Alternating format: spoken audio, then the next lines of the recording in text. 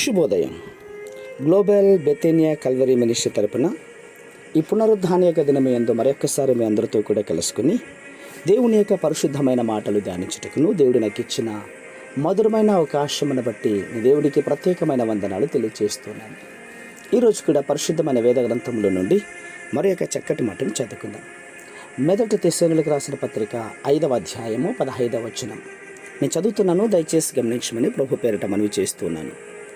మొదటి తెస్సలోనికీయులకు రాసిన పత్రిక 5వ అధ్యాయము 15వ వచనము. ఎవడును కీడునకు ప్రతికీడు ఎవనికైనను చేయకుండా చూచుకునుడి.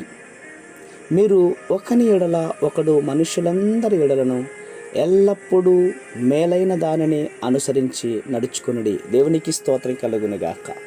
అవును ప్రియులారా, మనం సంతోషంగా ఉండాలి అన్నటువంటిది దేవుని యొక్క ఆశ.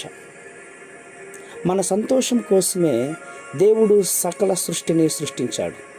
కానీ పాపము సంతోషాన్ని పాడు చేసింది. భయము వలన సంతోషం పారిపోయింది. పాపం వలన వచ్చిన శాపము ద్వారా సంతోషం నరికివేయబడింది. ప్రియులారా, దుఃఖము ప్రారంభమైంది.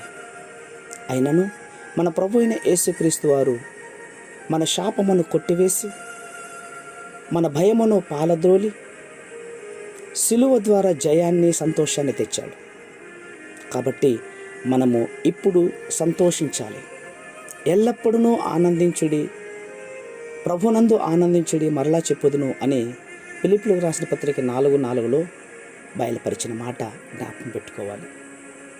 నిజమైన సంతోషము యేసు ప్రభువు ద్వారా మాత్రమే మనకు దొరుకుతుంది. నిజంగా ఆయన సన్నిధిలోనే మాత్రమే దొరుకుతుంది. ఈ దినం ప్రభు దినం, దేవుణ్ణి ఆరాధించే దినం. తప్పనిసరిగా మనం దేవుని మందిరానికి వెళ్ళాలి.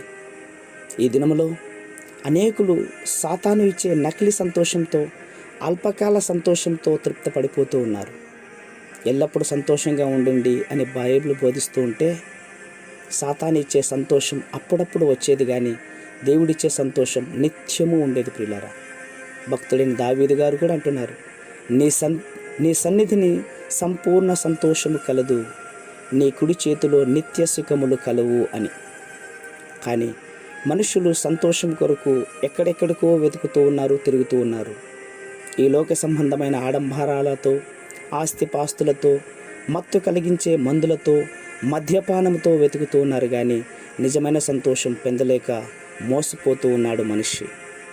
షాపులంటూ, షికార్లంటూ, మాలంటూ. ప్రియులారా, మన ఆత్మీయ జీవితాన్ని చాలామంది పాడు చేసుకుంటూ ఉంటారు. ఈరోజే తీర్మానం తీసుకో. నువ్వు సంతోషంగా ఉండాలంటే ఈ లోకంలో ఉన్నటువంటి పద్ధతిలో, క్రియలో కాదు, కానీ దేవుడిచ్చే సంతోషం దేవుని మందిరంలోని మాత్రమే దొరుకుతుంది.